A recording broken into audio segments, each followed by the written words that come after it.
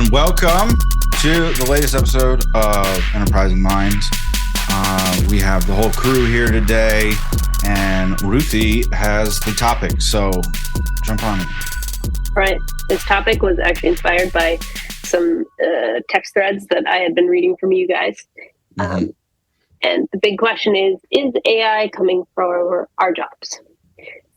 And this is coming from, you guys have read or seen, I'll let you extrapolate some articles or some speeches from different folks about, hey, how, AI is essentially going to be replacing most marketing functions within the next couple of years, or a lot of what we do today is it's just going to be almost non-existent. And my initial thought was pretty skeptical, but I'll hold on maybe talking through some of my additional thoughts until you guys maybe can give a better intro into what you are seeing or what some of the conversations were out there on the internet about AI coming for our jobs. Right. Yeah, I think quick with the quote, and then maybe we can run into it, and then we could kind of take it more generically as well. That work? Well, go ahead, Dick. You got something? Well, so I was just going to say like a lot of marketers, if you're paying attention, recently there was the Sam Altman quote from a podcast where he said, 95% of what marketers and consultancies and whatever else are doing today can be handled by AGI for free and almost instantaneously. So on the surface, like everything on the internet, people were immediately flipping out without paying attention to the priority words in that sentence. But we're far enough away from that statement that I think it makes sense to have the conversation now because we've got some distance, we've had some time to think about it. And yeah, that's the context behind the text chain. But Alex, do you have the quote up? I know you were researching. Yeah, you're right, because there's a quote from a book called Our AI Journey, Adam Broadman, Andy Sack. So they interviewed Sam Altman, owner, basically the head of OpenAI / ChatGPT. They asked him what AGI meant for consumer brand marketing. And he replied, for that, it will mean that 95% of what marketers use agencies, strategists, and creative professionals for today will easily, nearly instantly, and at almost no cost be handled by the AI. And the AI will likely be able to test the creative against real or synthetic customer focus groups for predicting results and optimizing. Again, all free, instant, and nearly perfect images, videos, campaign ideas, no problem. Mm-hmm. So what's your initial take, Alex? Since you're a more measured human being. I kind of went back and forth. I mean, there was always that instantaneous, punch in the face reaction. And then after that, you kind of start to take apart the details of it and start to kind of work through it. Right off the bat, it looks extremely like an attack on marketing, right? But I don't know if that's actually the case. I think it's more of a transition point of marketing. It's something I had brought up with my teams in the past about basically talking about change, saying how we did marketing 100 years ago. I mean, is way different than the way we're doing marketing today. I mean, even 20 or 30 years ago is different than the way we're doing marketing today. I mean, digital marketing is a thing, which it wasn't. Billboards were the thing, which they aren't. I mean, outdoors a tactic, absolutely, but you can have digital billboards, not hand-painted ones. We don't have typewriters anymore. We're not shooting around memos. We're shooting emails. I mean, everything changes. If you take a broad enough perspective, you're going to have huge changes over time and very small, minute changes, from year to year. Right. So this is a process that is expected, right? So when we're talking about the timeline of AGI coming out, the artificial general intelligence that can handle lots of different things, not just text generation or image or video generation, that's a different timeline really than today and even next year. So if we move out far enough to hit AGI, I would expect changes to happen at that point. So that's a big piece of the quote. I think you went in on there real quick of there's some qualifiers in the statement, and there definitely are. The first ones is a future forward environment that AGI exists. How will things operate in this future? Not ChatGPT today, 4.5 that's soon going to come out. So that's the first piece. I'll let you guys hit that one, and then I've got a deeper piece on the 95% part. Yeah, I think for me it was that thing of, okay, we are specifically talking about the AGI, the artificial general intelligence, which we don't have today, right? And we might not even hit, right? Because, right, or if we do, it'll take a long time. Yeah, there's a lot of debates if you talk about, like the introduction of a new technology or, new product curves, or, pick your favorite bell curve. It takes not a lot of work to get to like 80%, but to get from like 80 to 90 is a ton more resources, a ton more work. And I think we've already moved beyond that aha, oh my God moment, right? That was November of 2022, at least for the early adopters of the world has changed. There's now a pre-post, GPT kind of thing. Yeah. But with the introduction of AI into things that more quote unquote normal everyday people will be using, right? Like Copilot is now in the new Windows books, whatever they're called. I was going to say Chromebooks, but that's the wrong company. But you know what I'm talking about. Yep. The Surface tablets. There you go. So it's automatically in those computers. Gemini, Google's offering, is now part of the Google app. They also have the Gemini Help Me Write in the Chrome browser. So for everyday people, you talk about sucking up data, like that's going to be brilliant for them, since they have the majority of the internet browser market as well as the majority of the search market. So I think where we are right now, yeah, we don't have to worry so much. It will be, like I said, in the early days, I think this will boost what you're good at and provide you a better way of doing that. But it will change the roles. I think the specialization of marketing might be a target for companies if you have, tools that will help you assist all of those things. That's kind of where I'm sitting at now, is what does that look like for the specialization of marketing, right? You might not have an SEO and a social person and an ads person and a whatever. You might just have go back to the more traditional roles of brand and brand communications, right? Or product marketing, or, those types of things. Ruthi? Yeah, related to that point. So I was reminded of a conversation with Tyler podcast with the economist, Tyler Cowen, who I've mentioned before. He had a discussion with the historian Roy Foster, and one of the quotes from that conversation stuck out to me in the context of this conversation, which is, the best history is written when we realize that people acted in expectation of a future that was never going to happen.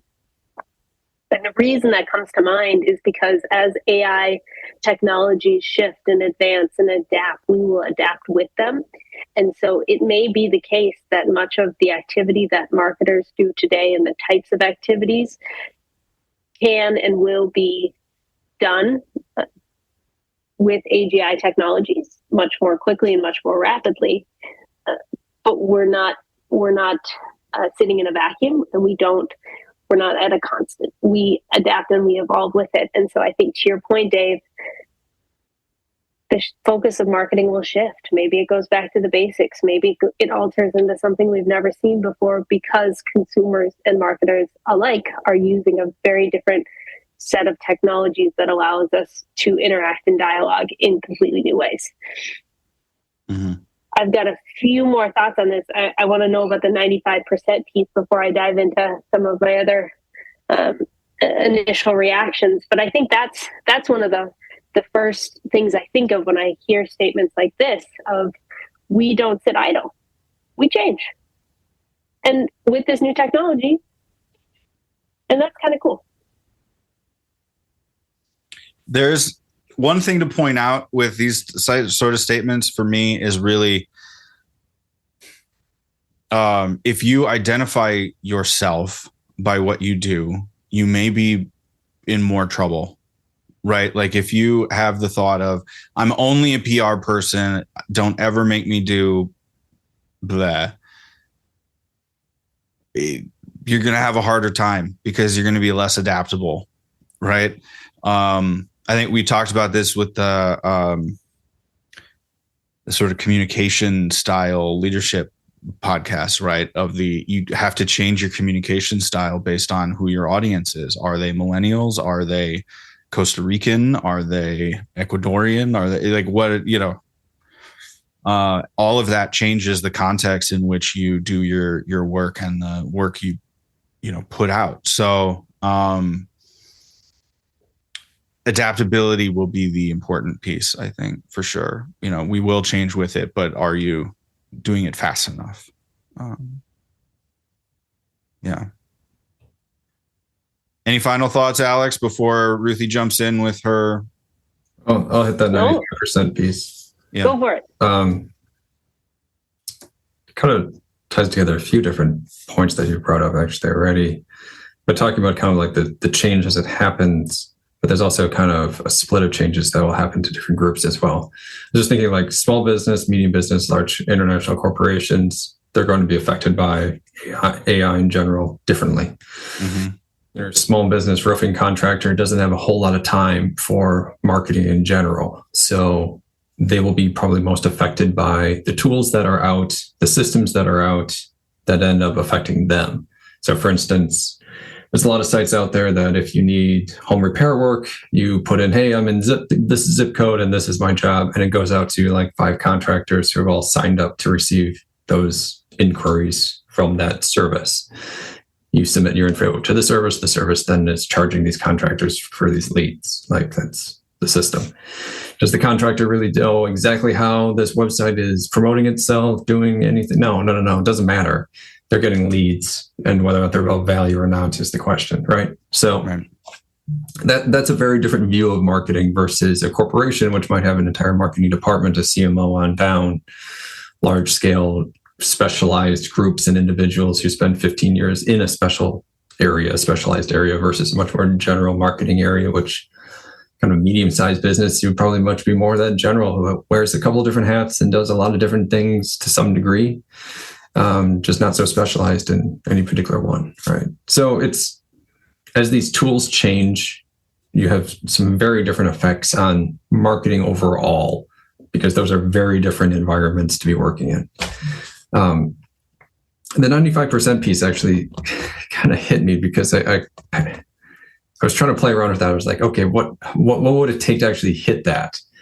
And I think what it would take, and I think we talked about this prior in the text conversation, but it was, if you're using heavily HubSpot, Salesforce, some kind of system like that for your leads, for your lead capture, for your website creation, for your maybe phone numbers. I mean, who knows? That all-encompassing system could definitely have an AI or AGI component to it, because you would be paying your flat fee to HubSpot for your small business website. And along with your flat fee, you signed up for the search marketing, advertising, checkbox, and payment package.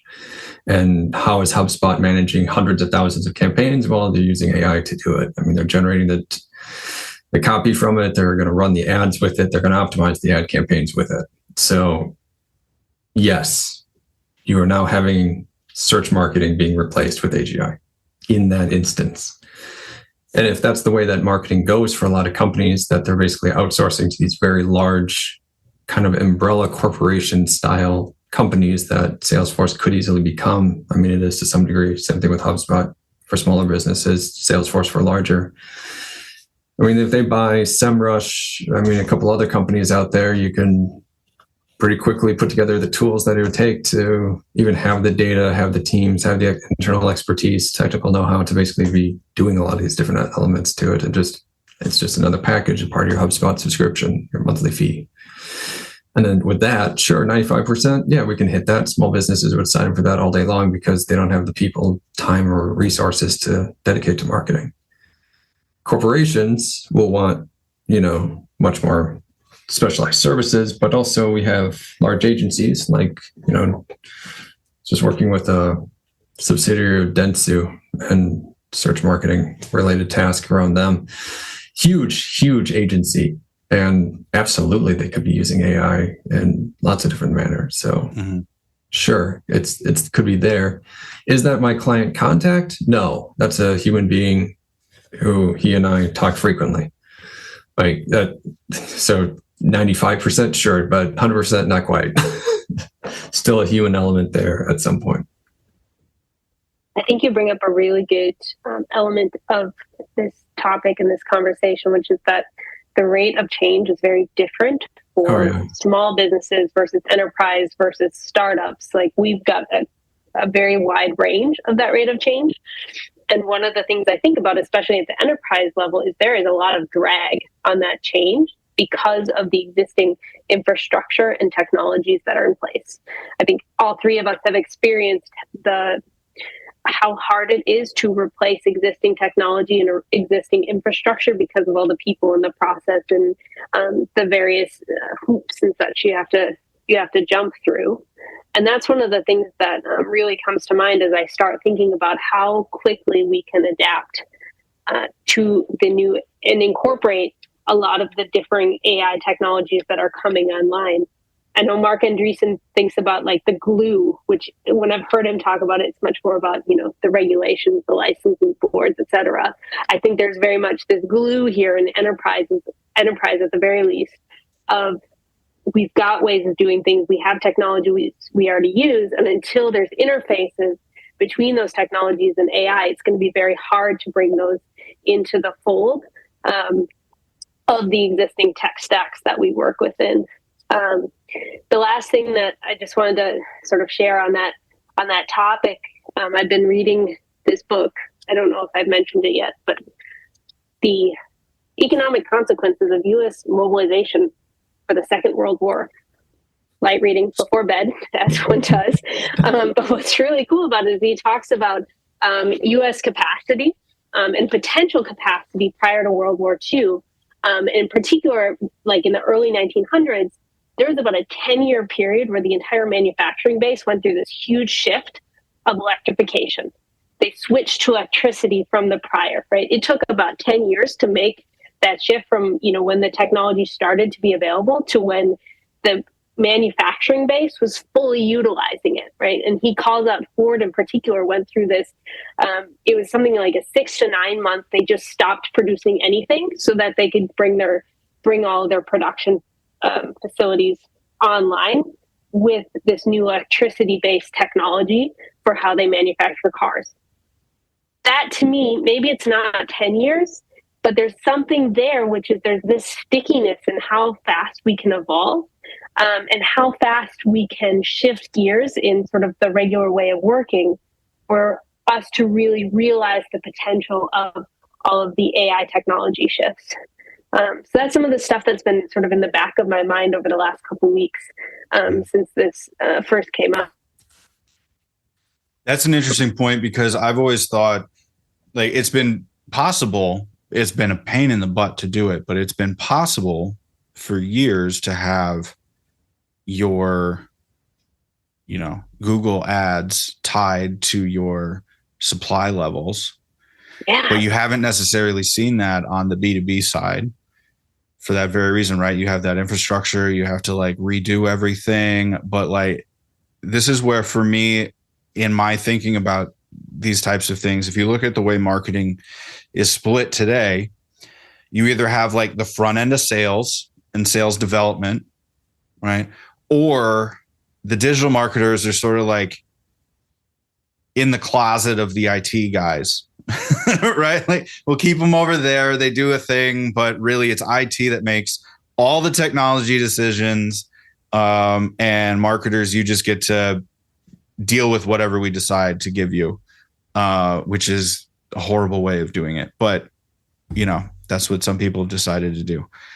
I think for future-proofing yourself, you should go on either side of that, either the hyper-technical, I can bring together these back-end functions to the front-end go-to-market piece, right? And really have that end-to-end insight. Or you have that sales development, more out front, more customer focused, kind of traditional marketer, right? And sales development piece. Both of them, however, will need more technical abilities and knowledge of the technologies that exist, how they work, how they interoperate between each other, to know what's possible to make the proper recommendation for whatever size organization you're representing or working for. And Dave, I think that ties in nicely to some of the things that Alex was talking about too, with, your choice of technology might bring AI along for the ride so that you don't actually have to do it. And the small business may not actually need to know the technologies involved, because they can have some sort of software as a service that brings it along for them and sort of does the job. Yeah, and I think we're seeing that a little bit. I think AI will. I'm not, this is not an original thought, but I think AI is going to go probably the way of cloud marketing, or the cloud IT services kind of thing, right? Like, so you're going to it will ultimately go to the big organizations. But like, if you look at how the big companies are investing in the AI startups, you have your Microsoft lane, you have your Google Cloud lane, and you have your Amazon, web services lane. So, okay, great. If I do my Amazon Web Services package, then I'll get an Anthropic license, and I'll get Amazon's Titan, and I'll get those types of things, or I'll get the OpenAI and Microsoft Copilot with Azure, and lovely, right? So you just go, great, these are my things. I'm just going to do that because it's vetted, legally and IT security wise and all those things. But yeah, it's interesting you bring up the size piece, because I was thinking the other day while I was cooking about some of my older clients when I was on the agency side, and some of my favorite ones were those small, like, manufacturing companies that you would never know about them unless you were introduced to them, and they made a living for the families for however many generations they've been around, but never going to be a household name. And those types of companies, I mean, they were hard enough to sell on marketing services, let alone, artificial intelligence. So that's where really that idea of, okay, if you could tie the manufacturing processes that they're used to, looking at and thinking about and trying to optimize to their ability to, sell and develop new business, then that will be the main thing there. You bring up something important as well, Dave. Like, you mentioned the IT security and the legal side, and we might have highlighted it before, but I think it's an important point to reiterate. That is a huge source of drag, especially at the enterprise level, for the ability of using AI technology. You've got to be vetted. It's all new. People are uncomfortable with the new stuff, so you don't want to move fast. And so that's a huge that's a huge way that small business or startup can sort of open a wedge in that enterprise dominated market. Yeah, and I have a love-hate thing with the CRM piece, because I personally love marketing automation. I like having that end-to-end view, but it is so dependent on everybody doing it properly. Yeah. So then that's where it's okay, let's pour gasoline on a uncontrolled fire. No, thanks. No, let's not, because the fireworks are sitting next to it too. Let's not. Just need the AGI to fix all the name convention issues and all the data mismatches and all the missing data pieces. And God forbid, 5 John Johnsons. Like.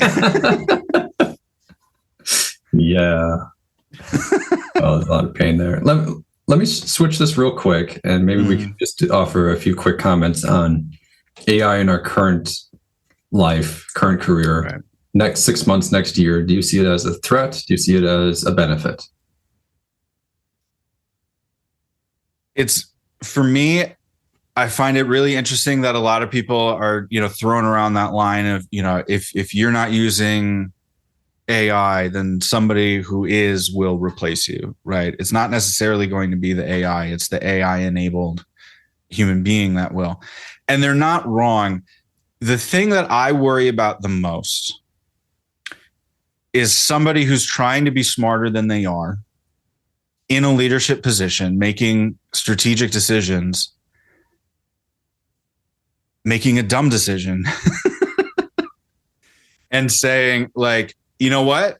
We can just get a tool. We can have AI, and you know what? Let's just get rid of 20 people because we don't need that many full-time employees now. We have these tools, and we go through these problems anytime there's a new tool, a new shiny thing that's there, right? You have the accordion of, okay, we're going to expand the company. No, we're going to shrink it. Now we're going to expand again. We're going to go shrink it. So as part of the business cycle, but at the same time, I feel like AI is allowing for a lot of really smart people to make really dumb decisions, thinking they're well-informed, but it is so nuanced as to what these things are capable of and how human nature allows you to use them properly.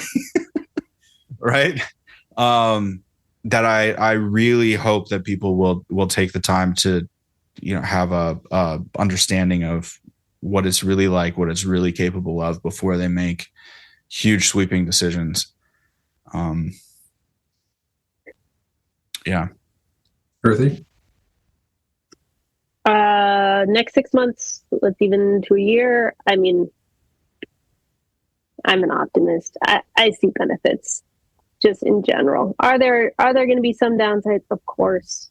Do we know what they all are? No.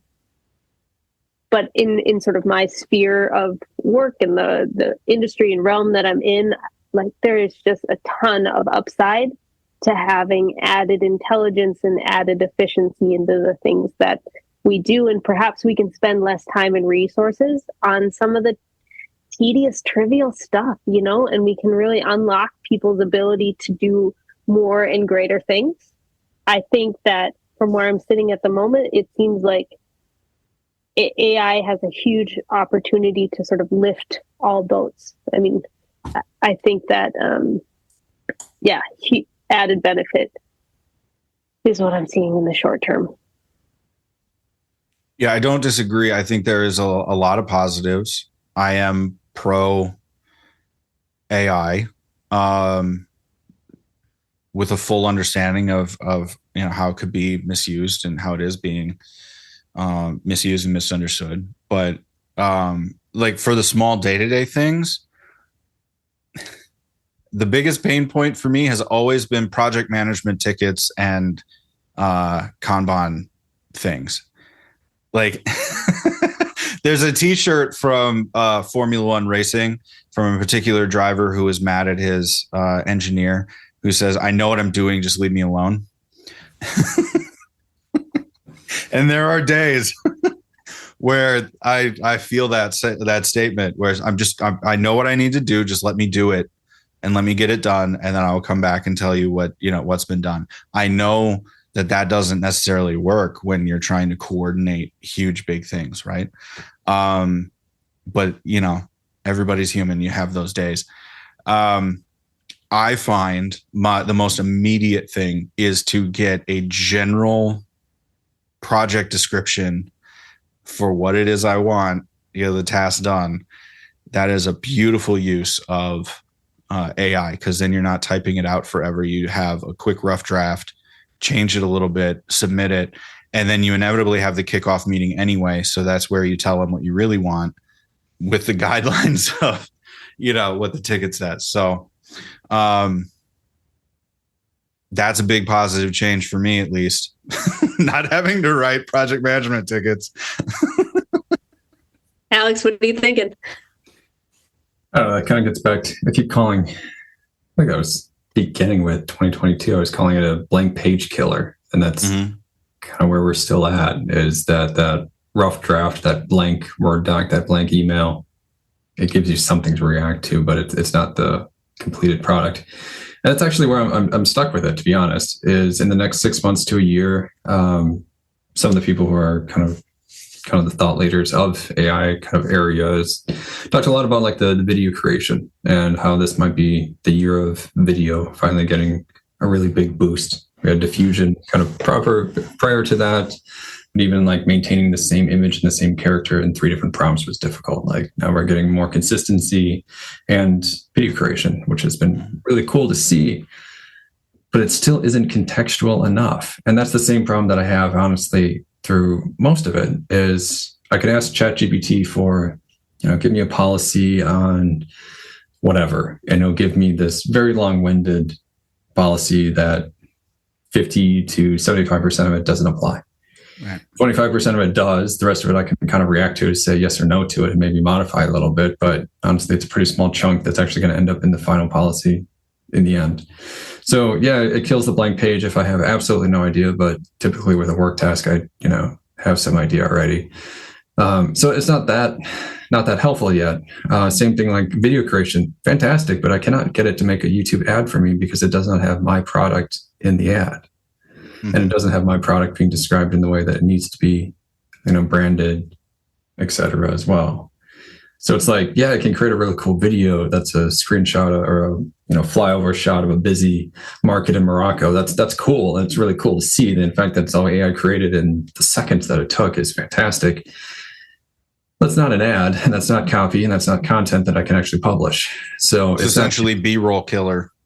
Yeah, that's what actually I was thinking about it, because I was thinking like, man, maybe I can get it to use a general product as long as it's a common enough product, and somebody having like a in-between shot of them on their, using it, maybe holding it very, very quickly, like a few seconds, so you can't quite tell that the brand name isn't on it because the logo won't be right, because the design of it will be slightly off, like little things like that, which do matter. Everybody will have 11 fingers. Exactly. I know. It's like, hold this product next to your, no, too many fingers. I mean, the value of 360 video just went up, right? Like now having 360 videos for your products and being able to utilize those, I'm curious to see how that plays out, because I think to your point, like, can we use it today? No. Could I see it being usable in the next 6 months, especially if you have a proprietary version or a local version? That would be huge. That's where things start to look cool. I still think that's the big ticket, basically, is when it can start accessing all of my data and all of my coworkers' data, and then we can start asking it questions. I mean, we're already getting there, and I think OpenAI might be about a year ago was talking about a business version with those exact same qualities, basically that it'll be a standalone, won't be part of the training set, then a general ChatGPT training set. Instead, it'll be just your data. It'll look through everything. And then you can ask, hey, tie together my, organic keyword from Google Search Console downloads all the way down to my Salesforce, and what kind of pages are converting well in an organic standpoint or something. I don't know.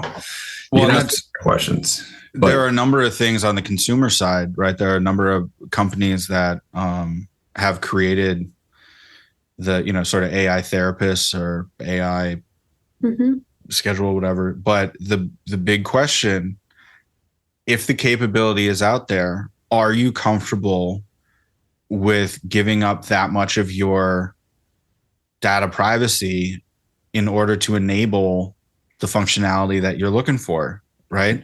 That's where this wins, man.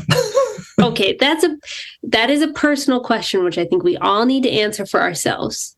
Yes. I have a really exciting business use case, though, that doesn't get us into murky territory like that, which I'm a little nervous about myself. I will. Do you have a hard time with feelings, Ruthi? I do. Unless it's excitement. I'll keep it to myself. That explains the economics book, but at night. Okay, I'm going to share this here. I know I could take this idea and run with it, but I really want somebody to just create this thing so that I can use it selfishly, which is onboarding.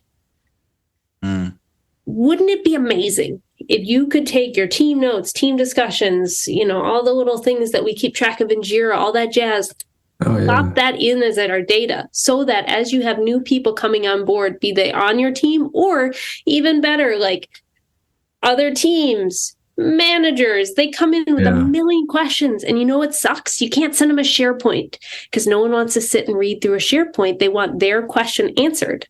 And so if you can instead send them, onboarding GPT to say, here, ask all your questions.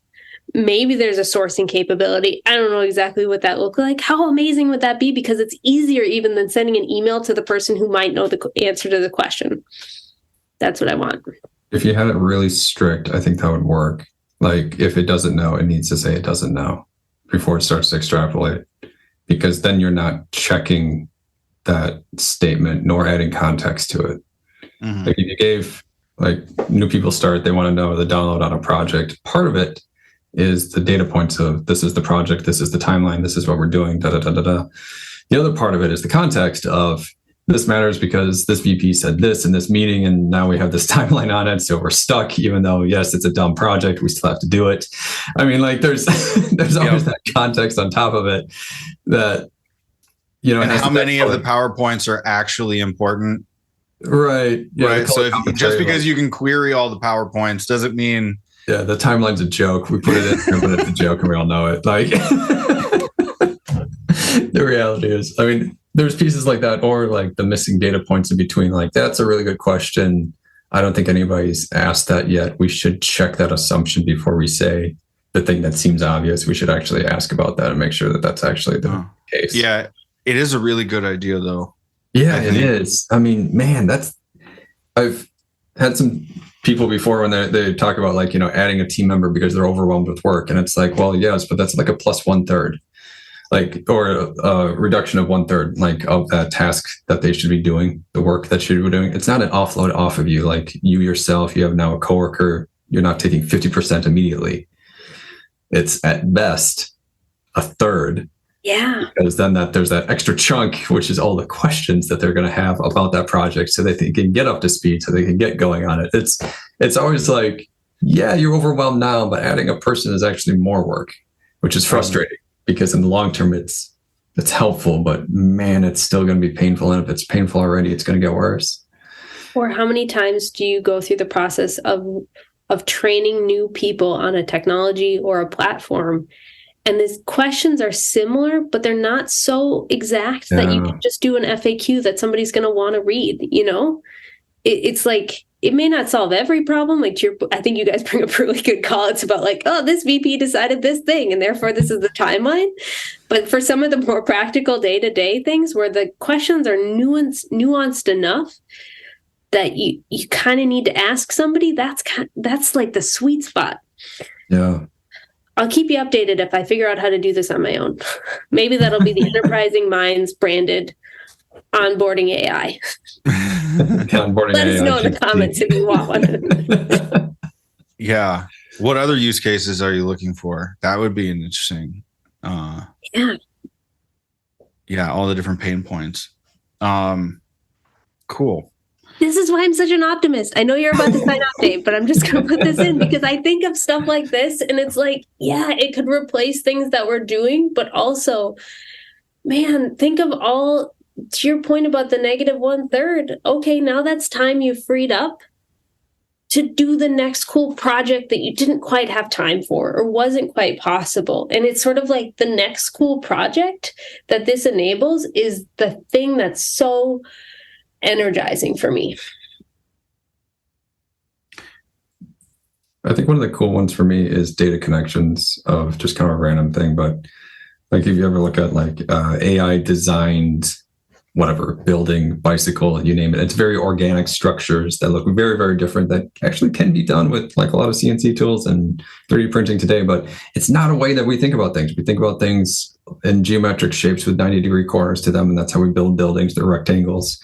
We build bicycles and they're circles. I mean, it's like we're very, very basic in that knowledge, but we don't really push beyond that. And that's, instead of this iterative state that we're in, making those big leaps is the piece that I'm excited about with AI. Like from, I don't know, material science to saying, hey, you know, this molecule, you never think about it because it's one of the billions of trillions options. This makes something kind of cool. Like stuff like that. We're not going to run through manually. We're not going to run into it because our frame of reference is geometric, or our frame of reference is the periodic table. Like we have these stuck things and stuck systems. But as we start to break out of that and start to have these systems that can just be broken away from that and think in a different way, I think the creativity that can happen from technical tools is actually amazing. Like that's such a strange combination, but man, I'm excited for it. Well, good. I'm glad we could end on a positive note, given the weight of the topic. Is it threatening my job? Maybe, but it'll be cool. Exactly. I go down in blue flames, not regular ones. No, I think it is an exciting time, and I'm more optimistic for, you know, those of us who are actually engaging in these thoughts and these topics and trying to figure it out.